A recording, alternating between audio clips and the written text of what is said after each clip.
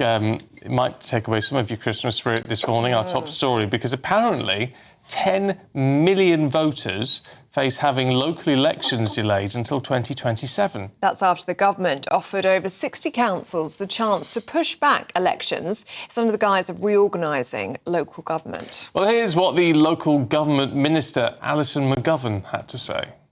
Many councils across the country and of all stripes have expressed anxiety about their capacity to deliver a smooth and safe transition to new councils alongside running resource-intensive elections to councils proposed to be shortly abolished. They have expressed concerns about the time and energy spent managing elections to bodies that won't shortly exist, only to run an election a year later. We've also heard from councils querying the value for taxpayers of spending tens of millions running elections to bodies that won't exist, as I said, for much longer. Councils are telling us that where capacity is a problem, postponement would free up resources to be concentrated on local government reorganisation and the delivery of good services. To be clear, should a council say that they have no reason to delay their elections, there will be no delay. If a council voices genuine concerns, we will take these issues seriously and would be minded to grant a delay in those areas. Well, in response, Reform UK leader Nigel Farage is considering legally challenging the decision. It's after he accused the government of behaving like dictators. Let's talk to the news editor at the Press Association, Theo Usherwood. Good morning, Theo. Good morning. We've been talking for how long now about what a crunch time May is going to be for the government, for the Prime Minister, for the Chancellor. I mean, it could be the tipping point, so we keep saying. Yes. And now it's not going to happen for a lot of people. Yes, for a lot of people, but it's worth just remembering, Stephen, of course, these were elections that were meant to take place earlier this year. Then they got delayed till next May, and now the government wants to push back until May 2027 as part of this government reorganisation. Looking at what's going to happen in terms of these crunch May elections, this doesn't affect what's happening in Scotland. It doesn't affect what's happening in Wales, and it won't affect what's happening in many metropolitan councils where Labour is facing a significant squeeze on the left from parties, well, particularly the Green Party under Zach Polansky. From looking at this story, it's very difficult to see the wisdom of pushing back again, simply because you're worried about what's going to happen in the shires. And James Cleverly is quoted in the front page article in the Times, of course, Shadow Housing and Local Government Secretary, making the point, well, this is Labour running scared. But of course, when these applications, when councils are given the opportunity to push back again, it will be many Tory councils that actually turn around and say, can we have another extension as well, please? And is that just because they want to keep hold of it? I mean, why? Keep hold of their jobs? Look. Nobody's given to conspiracy theories, but you have to look at why they would take that opportunity, given the rise of Reform and Nigel Farage and the success that they had. Reform had at the last local elections. They won 10 councils, taking control of 10 councils. So that's exactly what they're worried about. And I do think when you go out into the country and you speak to people, one of the things that they don't like is they don't, Nigel Farage has used this very effectively, don't carry a candle for him, but he's used this very effectively to say that actually you're denying democracy, you're denying people their right to have a say in who runs their local services. And I think that's exceptionally damaging for the government. And I don't think it helps. There's going to have to be local elections. You can't get away from the fact that these elections are going to happen.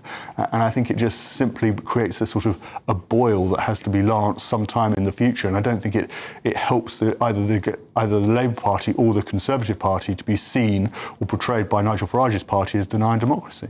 There's nothing more important than keeping your money and your identity safe online. And with so many VPN options available, choosing the right one can be pretty daunting. But this video's sponsor, ExpressVPN, is making the choice easier for GB News viewers. ExpressVPN is offering up to 75% off, plus 4 extra months free. That's top-level security from just £2.49 a month, and you're covered by their 30-day money-back guarantee. So just click the link in this video's description or scan the QR code now. Remember, when you're online, you are often sharing personal data, so hackers can steal your information, your passwords, your photos, and your bank details in just seconds. But ExpressVPN encrypts your connection, making it virtually impossible for hackers to access your personal information.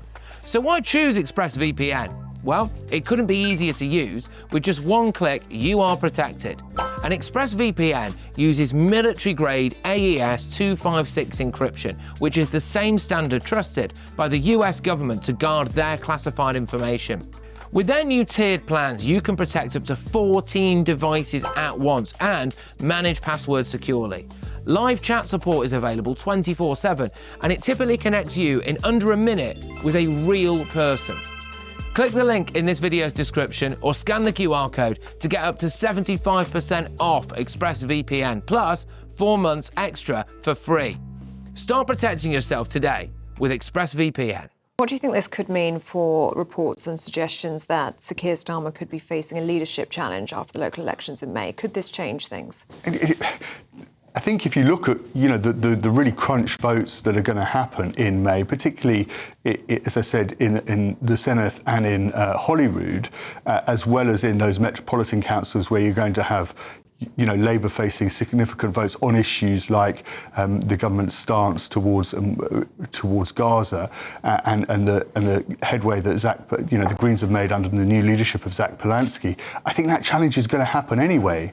I think there's a real danger for Labour and the Conservatives, indeed Liberal Democrats too, that after the May's elections, the only truly federal party in this country is going to be Reform UK, the party that can be represented, has any representation or any foothold in outside of England. And I think that's really what the Prime Minister, and there's no doubt to say that he's not worried about it, but that's where the focus is going to be. I don't see these local elections, which actually predominantly affect the Tory shires, and we saw the damage last May that Reform did to the Conservative Party as well. OK, Labour didn't do very well, but particularly the Conservative Party.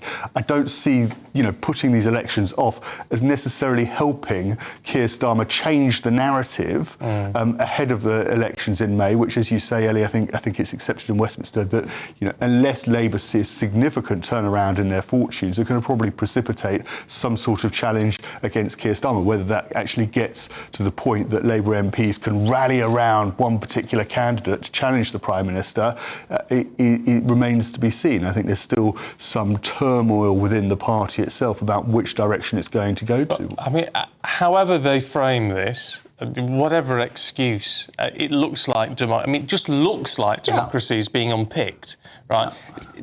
Where does Nigel Farage stand? I know you're not a lawyer, but where does he stand on the possibility of a legal challenge? Is this the sort of issue which you can take to the courts? It is an issue that he could take to the courts. Whether he's successful, I would have thought was neither here nor there. The point is that he's got the ammunition, the political ammunition, to make this point that democracy is being denied. And yes, Reform we've seen huge donations. There was a £9 million donation come in the other day, from an individual, largest donation from an individual. And he's got the money, he's got the wherewithal to do it, and that just keeps the story going. And I think that it's better sometimes just to rip the plaster off, face the elections, and see the damage that's done. But as I said, if you look at where these elections fall, I think actually that they're particularly Conservative-run councils.